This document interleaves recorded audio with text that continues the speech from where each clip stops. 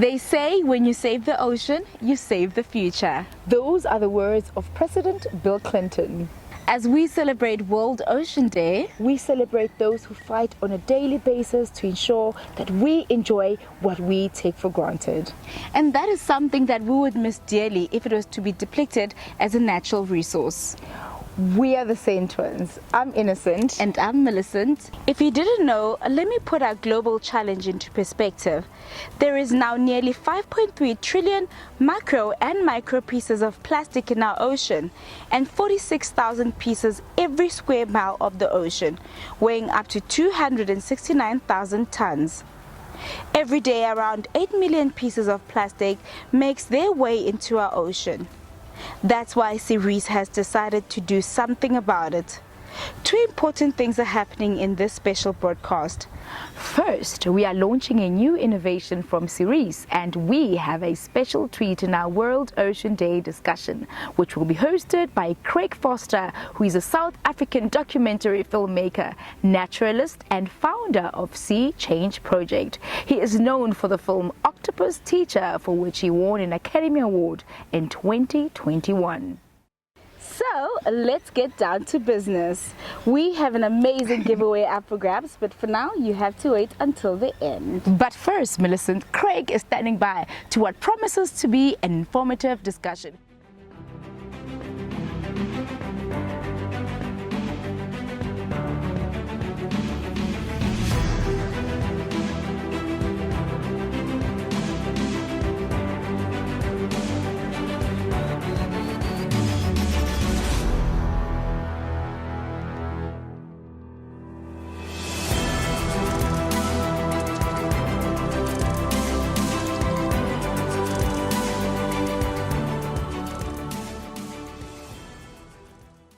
Today, we're talking about plastic pollution and production and so on, which is obviously a critical part.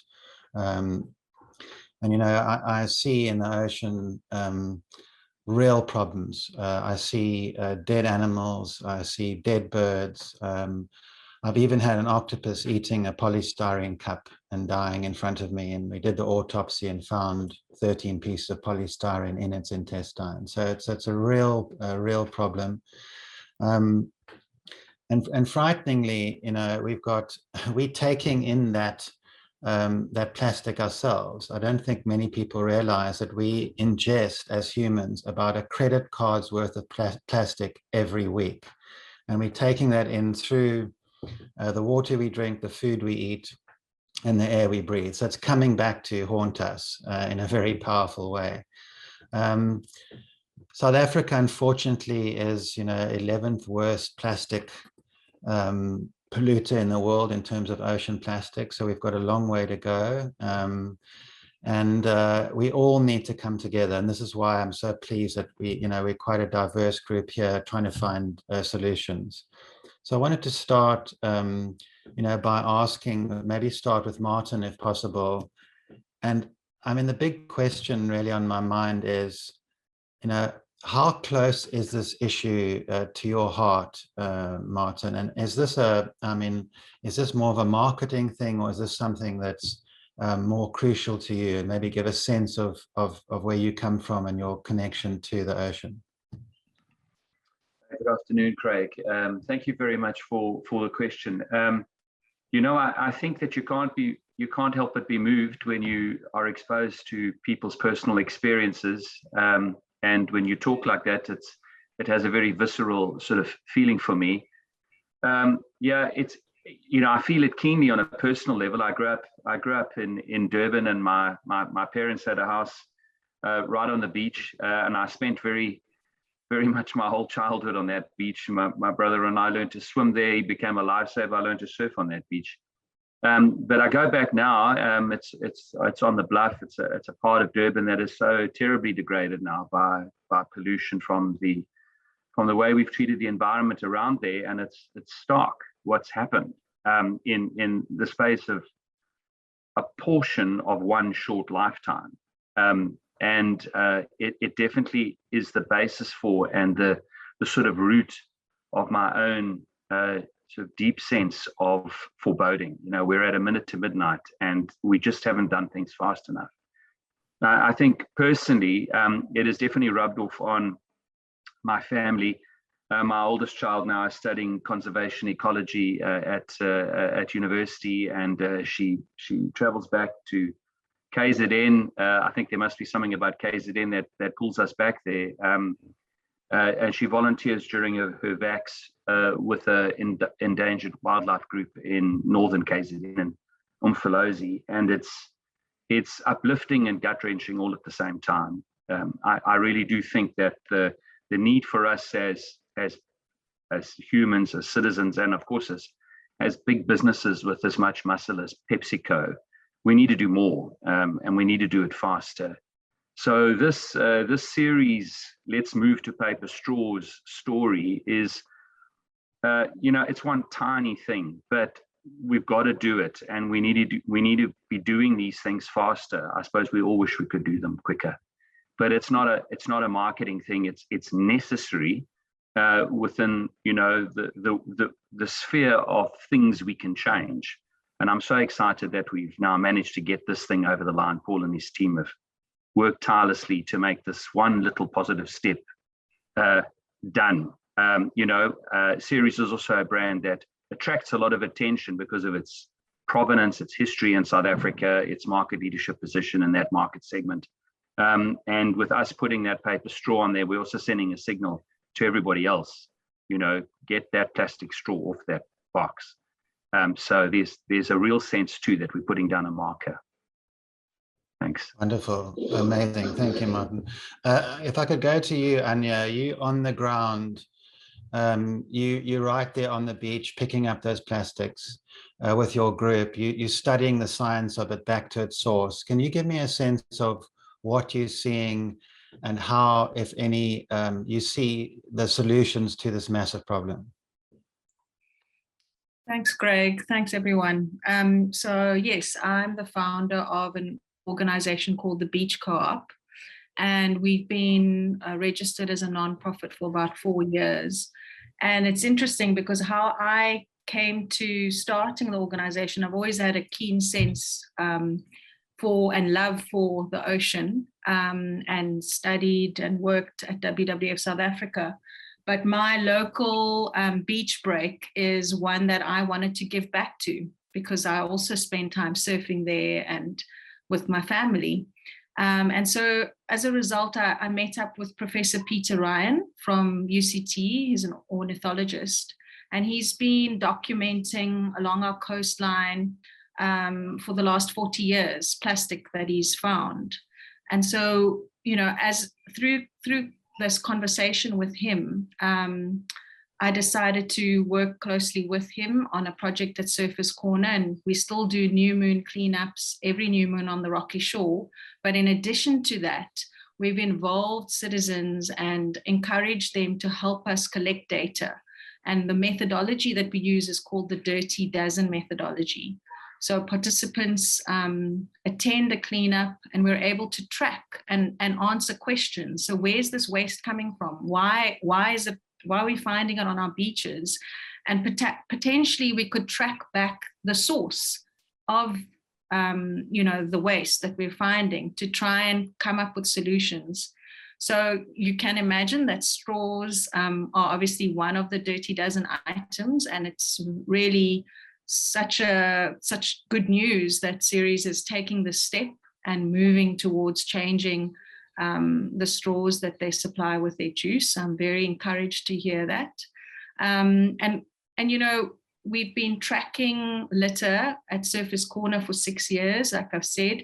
And there's a lot of waste that ends up in the ocean and stays there. So in 2018, for example, because of us doing this long-term series of studies and documenting with Peter and some of his students, we've been able to publish papers with them too, because we noticed anemones ingesting plastic. But in 2018, in November 2018, we had this massive washout of plastic, and the rock pools were covered in old bits of plastic. And we knew that it was old bits of plastic because they were floating. And when I say covered, I really mean there was more plastic than living subjects in the water and in the rock pools. And And it was heartbreaking and astounding. And Peter has this theory that there's this plume of plastic waste in False Bay that under certain conditions would wash up and basically reveal itself to us. So the problem is massive, and having brand owners and organizations like Ceres on board trying to tackle this problem is really important. I also wanted to ask and find out from you where you're at with the extender producer responsibility legislation, as well as registering your product with the producer responsibility organization, because the deadline for that is the 5th of November. So just, yeah, but thanks. I think that's all I'm willing to share now, but if there are any questions. Wonderful, Anya. Thanks so much. Let's come back to that important question you have. I'd just like to touch on with Ella. Ella, and I've looked a little bit into your work, very, very interesting.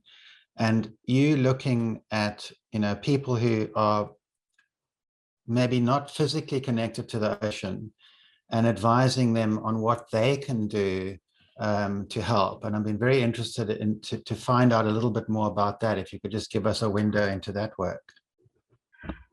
Thank you so much, Craig. And thank you very much for the opportunity to share with everybody here. With Heritage Day just around the corner, it's really important that we acknowledge not only our South African heritage, but also our natural heritage. And that is why it is so important. Paul spoke about it earlier, about looking after our children's interests, our children's future. And that is what Generation Earth and the Miss Earth South Africa are really aimed at doing, preserving and conserving our natural heritage. And, it's cause to celebrate. There's always something to complain about and point fingers. But if we don't get involved and do that work that needs to be done, like Anya was speaking about those beach cleanups, people aren't going to connect with our environment. They're not going to feel passionate about the environment. With Generation Earth, it's really university students and high school learners, getting them to understand the problem, come up with ways of, creating solutions. But in that process, they become passionate about it. So we often joke about how it's head, heart, hands. The head being the informative part, educating. The heart becomes the passion driving force. And then the hands create that change. And when people are on the same page, walking the same walk, talking the same talk, that is when the passion is ignited and it's re-energized. That is when change doesn't just happen at a beach cleanup, but it actually happens every day in their everyday lives. We're wanting to change lifestyles, not just on a celebration day of International Coastal Cleanup Day or Earth Day or World Environment Day, but actually every single day, because the little increments that happen, you're wanting and you're inspired to do more and more every day. We see it with our Miss Earth South Africa ladies as well. They come into the program with a passion to do something with the environment, and they leave becoming environmental ambassadors that they carry off into their homes as mothers, and they carry it into their workspaces, into their communities. They are the change makers that we need to create this change, ongoing change, that is the lifestyle change that we speak of. Wonderful. Thanks so much, Ella. And I think, it's so critical of even people living away from the ocean. The ocean provides all the oxygen we need to breathe. At least 65% of the oxygen on this planet is created by phytoplankton in the ocean. So every single person on this planet, no matter how far they live away from the ocean, relies on it. We can go to Paul, and perhaps you want to comment on Anya's question. Do you want to repeat that, or can you remember, Paul? Maybe it might be best to repeat, Anya. Yeah, it was asking about the extended producer responsibility legislation, which is part of the Waste Management Act. It's recently, come out, or it's been in iterations, but I think it's been finalized now, and it's a means for producers and business owners to take responsibility for the products that they put on the market, so that they consider the packaging in particular of such products, and ensure that there's a circular economy and as little impact on our planet and leakage into our environment. And so in addition to that, then the EPR, there's the Producer Responsibility Organization, which each brand or producing company needs to then sign up with the PRO by the 5th of November. So yeah, just wanting to find out where you're at as an organization with that. I wonder, should I answer that, Paul? Because I've been a bit closer to it. Do you mind, Craig? I'll run. Oh, great. Thank you. Yeah. So look, the EPR is a far-reaching piece of legislation that places a material onus on businesses like ours, and of course has a potentially massive impact on the entire value chain, and all the moving parts of it. So we might be one element of it, but of course it's upstream and downstream.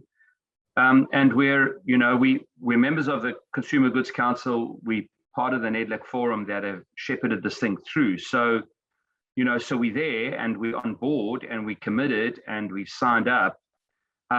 We're still a little bit unhappy about some of the modalities. We're allergic to more bureaucracy and gatekeepers that slow down things and increase costs.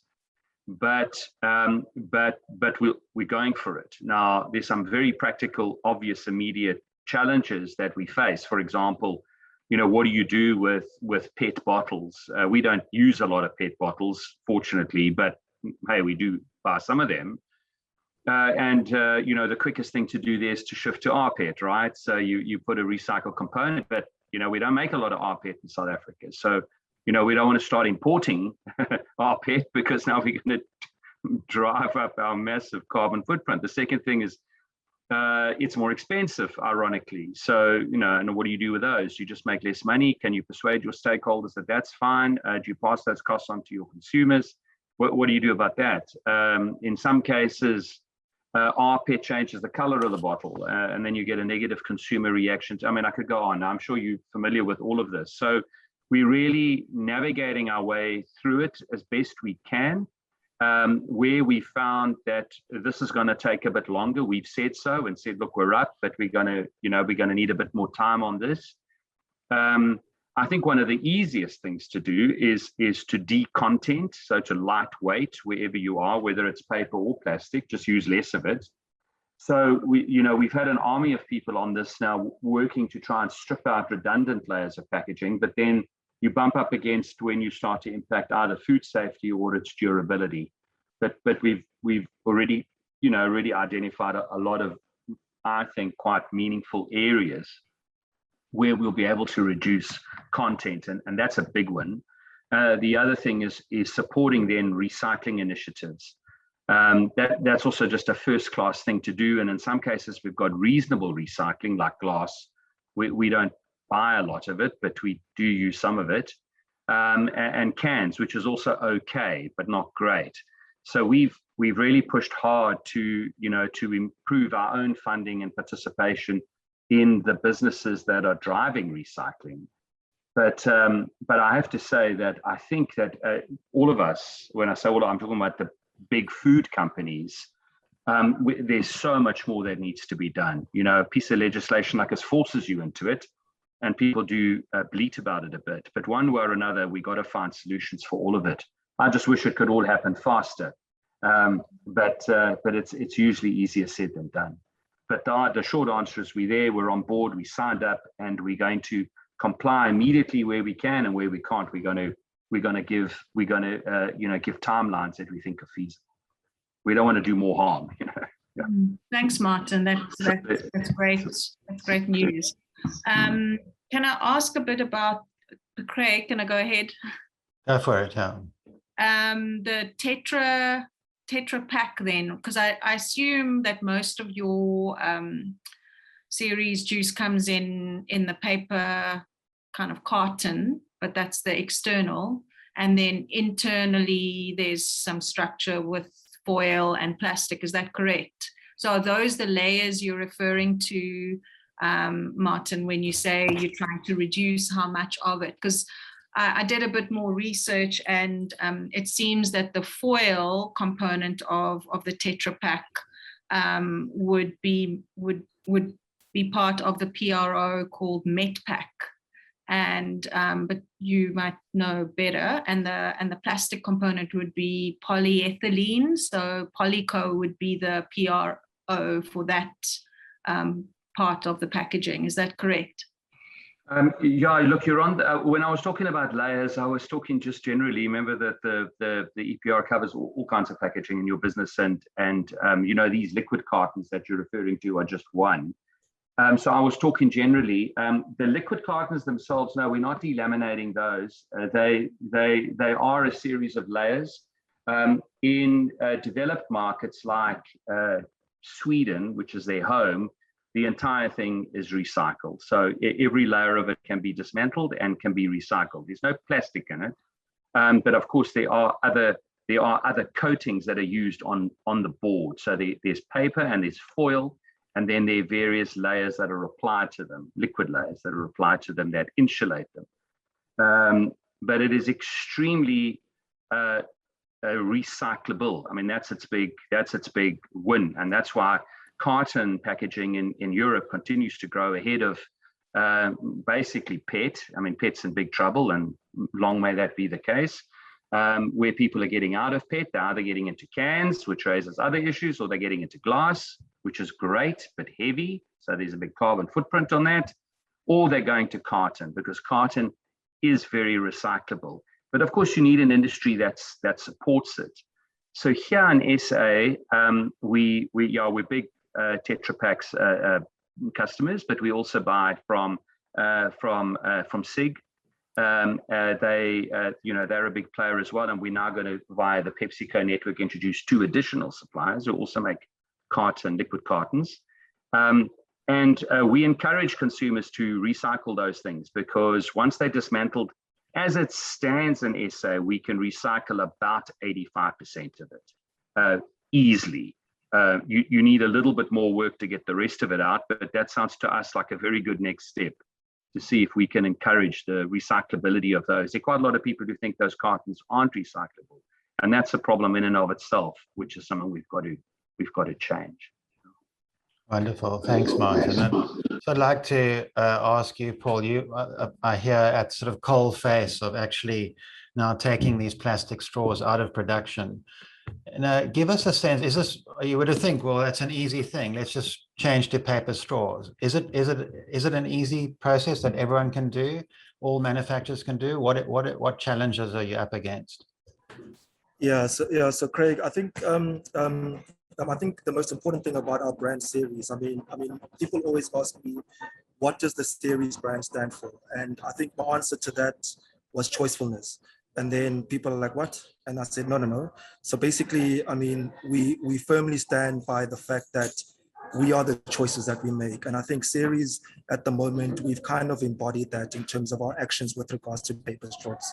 To your question in terms of how complicated it is, it's a fairly new technology. So we are literally at the forefront of it. And we are, our aim on the brand is just to evolve with the technology, so that obviously we can deliver the best for both our consumers as well as the environment. So yes, it was a very complicated process. I mean, we had to change quite a lot of our infrastructure within that factory to incorporate, but I mean, it is a stake in the ground of the brand in terms of taking it forward.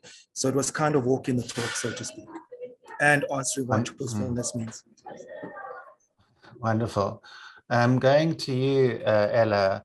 What do you advise for consumers? How can consumers help with this massive problem of plastic pollution? What can they actually do to help? They obviously feel a lot of the time feel helpless. You know, Craig, I think what is very important, and if anybody's ever met me or seen me do an assembly at a school or a TV interview, I've got these big green glasses. And because we're talking about ocean, believe it or not, I got the blue ones too. And it's about putting on the blue lenses, if you will. You know, as soon as we put these big glasses on and we shift our thinking, we see things differently. And I see the guys of Paul and Martin, you guys are killing yourself. It's okay, relax. That's the whole thing. It's really, and the kids go absolutely mad when I put these mad boys on.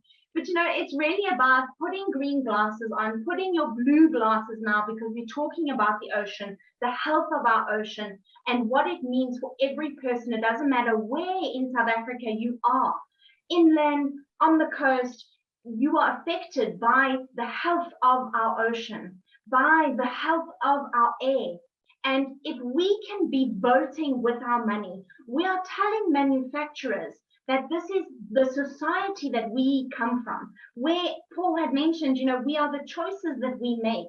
We are now sharing that information with our manufacturers, with consumers. And that is why it is so important that we vote with our money. It's the only way that we can speak to manufacturers, speak to industry. And young people in schools, universities, they are able to actually have that spending power. And the manufacturer, the industry, they listen to where the demand is. It's supply and demand. We know this. It's basic.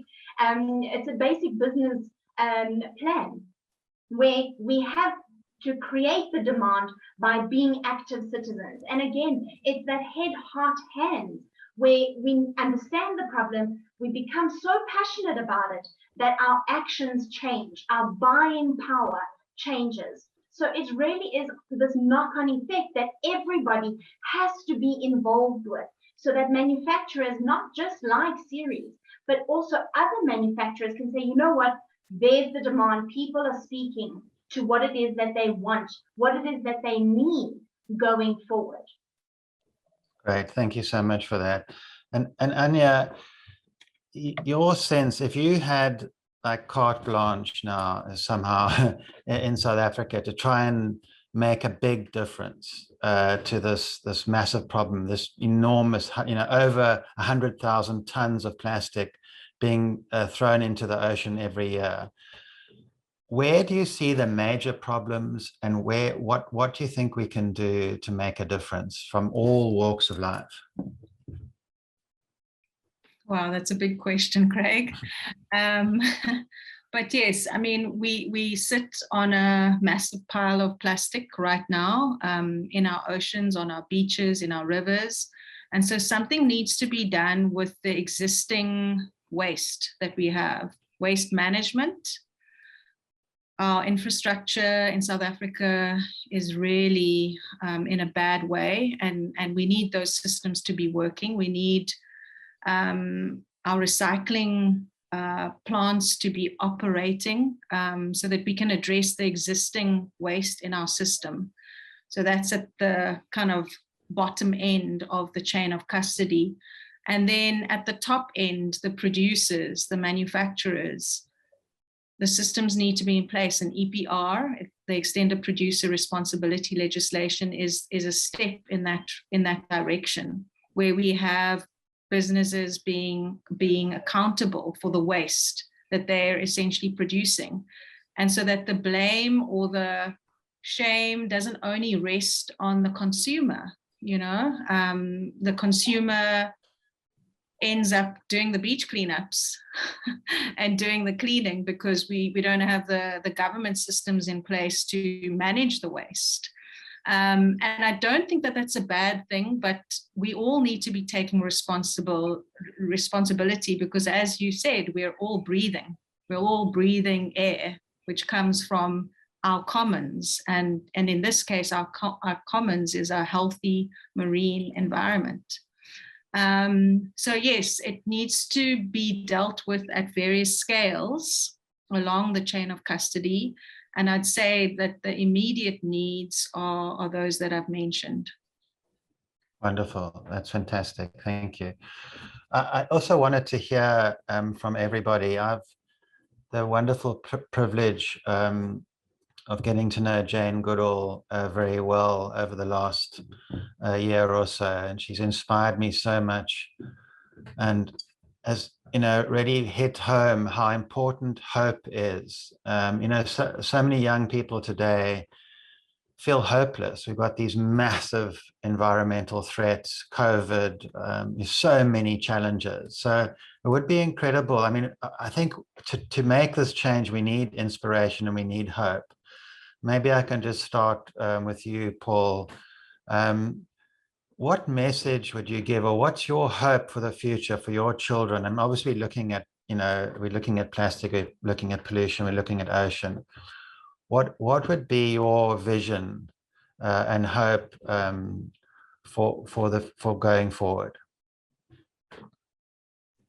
Yeah, so with me, I think the starting point for me would just be awareness, because a lot of us are blind to the issues, right? And you mentioned obviously the environmental issues, which I think we are even more blind. And I think it only really hits home when there's an issue. So for me, I think that awareness from very early on to understand the repercussions and the ramifications of actions now and how they impact later. So I think for me, it's just for people to, one, obviously be aware, as well as to educate themselves. And I mean, a small step in the right direction makes all the difference. I mean, I know we're talking about our brand now, but I mean, you know, we're just trying to make an impact where we can, so that, one, we can obviously lessen our footprint, as well as inspire others to follow suit as well. Fantastic. Martin, what's your deep sense of hope, and how would you go about making that happen? Yeah, I mean, I'd completely endorse Paul's point about awareness. I mean, it is sort of the fundamental building block to all of it, really. If people get what it means, and that change from A to B involves this sacrifice, you change the dynamic, you know. And in a conflicted country like ours, that's a big deal. It's not a light point, you know. It's not just an ad campaign. So I totally support that. But I think that sort of looking forward, you know, you're talking about hope. I would say that the one thing that does give me hope is that we are more connected now. Maybe COVID's done that. I mean, you know, everybody bleats terribly about government at just about every level, but you know, through my lens, we are more connected. You know, the industry bodies we participate in are more organized. They meet more regularly. We've had more say in this EPR than we would have otherwise had, for example, over the HPL. And that, I find that encouraging, because if we're talking, then surely we're more likely to be able to together find solutions faster, that are, you know, that are to our complete benefit. You know, it's not business against government, against consumers or citizens. We have to join up, and at least at one level, at the regulatory level, there is definitely more communication taking place now, you know, in the middle of 2021. As I say, maybe COVID's forced us into it, but that encourages me a lot. Wonderful. And Anya, what would be your sense of this? Sorry. Sorry, just being disturbed by my kids. No problem. For me, what my sense is that we're still struggling as a South African nation and globally as well to understand and appreciate each person's diversity and what they bring. And so I think a way to ensure hope is to make the time to listen to each other's stories. And in the case of our marine environment, it would be to listen to our connection to ocean and where that connection stems from, and to be able to share in that relationship with our oceans. And of course, taking it beyond the ocean, it would be to our environment. And that's the way to restore our sense of being human on this planet.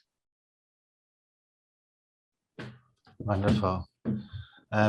Ella, what message of hope would you give? It's a little bit twofold. My hope is that each individual understands the difference between need and want, where we will actually then be buying differently, behaving differently. You know, and if we've learned anything in this last year and a half, is that, you know, relationships with people, with planet, are far more important than our relationship with the material world. And if we can understand, and very quickly, I hope people can understand the difference between need and want, we would then also change the waste that is currently happening. Another hope is really to enforce environmental preservation, conservation, education in the school system.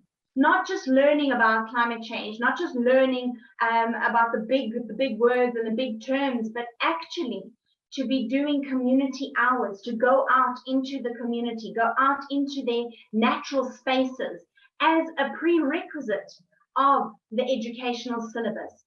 It is my absolute hope to see one day it form part of the regular syllabus in schools, so that children are growing up with this knowledge and passion that they are actually going into careers of an environmental nature. They are making different choices in whatever career choice that they make, because they have a passion and a love for the environment that cannot be moved by any money or status or power, but rather that they understand that they are connected. People and planet go hand in hand. Fantastic. Thank you so much. And I think, especially in South Africa, this issue of social justice is so critical. And we just cannot think of doing conservation without lifting poor people out of those terrible conditions that they see themselves in. It's just, it's so, to see conservation without, you know, caring for humans is just not going to work. And I think it's absolutely critical that we do this in our South African landscape and seascape. So I think, you know, for me, my hope rests a lot with young people. I find incredible young minds, so brave and so conscious coming through. I see even now in religious circles, interfaith circles, where you're having the issue of climate change and biodiversity right up in front, even the Pope pushing that very, very hard. It gives me a great deal of hope. And also, I'm in the ocean every day. I've been in the ocean for 10 years every day, and I see these incredible animals face to face. I look in their eyes, and I see their beauty and their innocence, and I see also their tremendous resilience. These animals have got a tremendous desire to live and to thrive, and if we could just give them a chance. We're throwing so many things at them, they cannot cope. And it's now I ask from the deepest part of my heart that we just give them a chance to, you know, do the things that they know how to do, to live and to thrive. And they cannot take what we're throwing at them at the moment. They're just too many things, and this pollution is one of the many things they have to deal with. So that's my great hope, is that we can just, you know, give them the space to thrive like they're meant to. I think we are very close to time. Are there any other questions, burning questions that anyone has for anybody else in the 5 minutes that we have left? Ella? Please, I'm just asking, when is the rollout? When can we start seeing these new straws on our shelf? Yeah, let us know. Yeah, so Ella, you'll be happy to know that we have started producing. So we started producing at the beginning of September. So you should be able to see in the 200 ml pack within your supermarkets these straws here.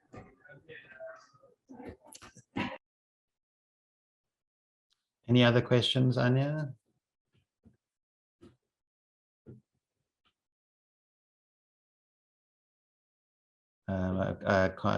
Anything else from anybody else? Any other ideas, questions, comments? Well, I would just say, Craig, I mean, it's been an absolute privilege to be in your company and those of the panelists. We welcome the input, from all of you. It's hard to navigate your way through this in a corporate world. I know it seems easy from the outside, but none of it happens quickly. This paper straw thing, was on the agenda 3 years ago. No one made one that would fit because it's got a bend. You'd think it's the simplest thing in the world, but well, it isn't. And then we found one, and it was 15 times the price, so it couldn't work anyway. And then we found ones that just dissolved in water, so that didn't help, because by the time you got to the bottom of the thing, it would dissolve. So we're not defensive about it, and we welcome the input and the feedback from these important organizations that yourself and these panelists are part of. We like to hear about it, because if we can understand it, and if in our world, in the things we're doing, we actually can change something, we will. And so we just want to say that we're recipients of good insights, and we welcome them. Yeah, I think that this conversation has definitely given me hope, and I really appreciate all of you taking your time and coming on and talking from the heart. It feels a very authentic conversation, and I think this is so critical. Like Anya said, diversity is what we need. We need people from government, from corporate, from every walk of life, from conservation, working as closely together as possible, because we're all in this together. It's absolutely critical. Thank you so much. I think we're pretty much out of time, and it's a great privilege to be here and to hear from you. Thank you so much. Thank you so much to the award-winning Craig Foster and his amazing guests. Absolutely. I mean, for a moment there, Millicent, I don't know about you, but I felt like I'm experiencing a masterclass session today. That's right. Now that time has come where we are about to give away some amazing prizes. Yay!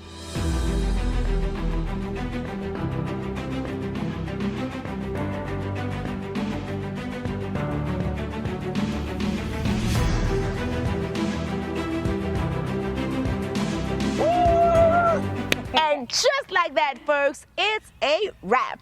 Don't forget to tell your friends and everybody that you know to check out this amazing broadcast on our media partners platforms, I Love ZA, socialtv.co.za, and Centtwinz TV. Go to the Ceres website to find out more details. Visit Netflix for Craig's amazing story, and you can also find out all about Miss Earth.